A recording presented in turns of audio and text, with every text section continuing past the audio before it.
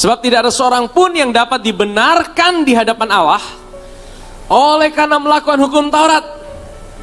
Karena justru oleh hukum Taurat orang mengenal dosa. Ya, jadi jelas firman Tuhan berkata, oleh hukum Taurat orang mengenal adanya dosa.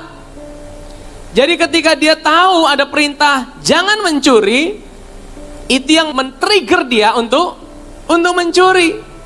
Dan ini Paulus ajarkan di dalam Roma pasal 7. Jadi ketika kita selalu digerakkan oleh ketakutan akan tuntutan Tuhan dalam hidup ini, akan sebuah standar yang tidak kita bisa penuhi dalam hidup ini, sebenarnya itu sedang men-trigger kita untuk gagal sebenarnya.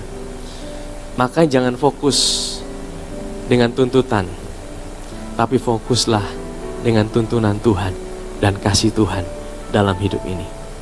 Kalau dalam hidup kekristenanmu engkau selalu fokus, apalagi ya Tuhan yang masih kurang dalam hidupku, yang Tuhan masih belum puas, apalagi Tuhan yang buat aku bisa melakukan sesuatu, buat Tuhan bisa senang.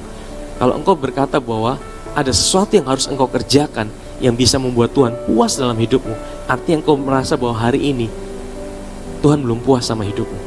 Dan kalau engkau digerakkan oleh itu, engkau digerakkan oleh ketakutan, sebenarnya tanpa sadar engkau sedang menaruh dirimu di bawah kutub hukum Taurat.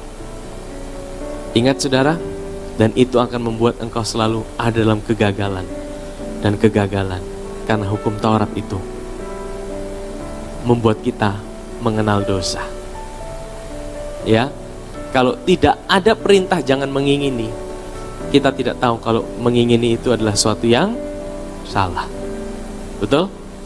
Kalau tidak ada lampu merah yang bilang lampu merah itu tidak boleh dilanggar, kita tidak tahu kalau kita langgar itu sebagai sebuah pelanggaran.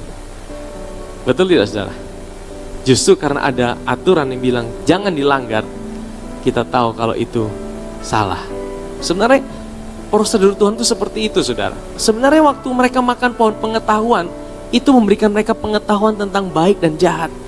Oh mereka tahu, oh ini salah, oh ini benar, ini salah, ini benar. Makanya saya bilang ini, kekristenan sebenarnya tidak ditentukan dari baik dan benar.